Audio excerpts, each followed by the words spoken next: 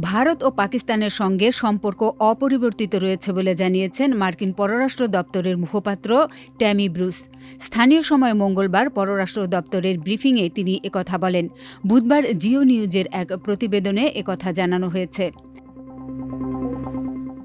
ব্রিফিংয়ে পাকিস্তান ও ভারতের মধ্যে সাম্প্রতিক যুদ্ধে আরও বিপর্যয় এড়াতে যুক্তরাষ্ট্র গুরুত্বপূর্ণ ভূমিকা পালন করেছে বলে মন্তব্য করেন ট্যামি ব্রুস। এ সময় দুই দেশকে সংকটের দ্বারপ্রান্ত থেকে সরিয়ে নেওয়ার ক্ষেত্রে ওয়াশিংটনের ভূমিকার প্রশংসা করেন তিনি।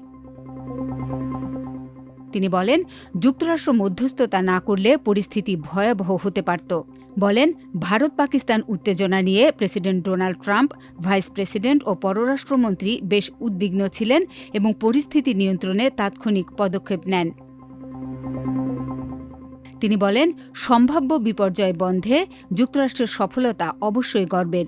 ব্রুস জোর দিয়ে বলেন, ইসলামাবাদ এবং নয়াদিল্লি উভয়ের সঙ্গেই ওয়াশিংটনের সম্পর্ক ইতিবাচক। ব্রুস বলেন, আমি বলব যে উভয় দেশের সঙ্গেই আমাদের সম্পর্ক আগের মতোই আছে।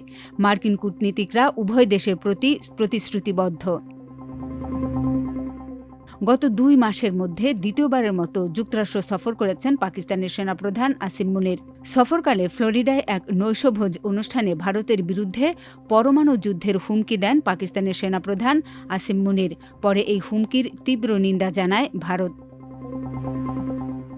ব্রুস আরও জানান, মঙ্গলবার ইসলামাবাদে যুক্তরাষ্ট্র পাকিস্তান সন্ত্রাস বিরোধী সংলাপ অনুষ্ঠিত হয়েছে। এ সময় উভয় দেশ সন্ত্রাস দমনে যৌথ প্রতিশ্রুতি পুনর্ব্যক্ত করেছে এবং সন্ত্রাসী হুমকি মোকাবেলায় সহযোগিতা বাড়ানোর উপায় নিয়ে আলোচনা করেছে। মাল্টিমিডিয়া ডেস্ক, আমার দেশ।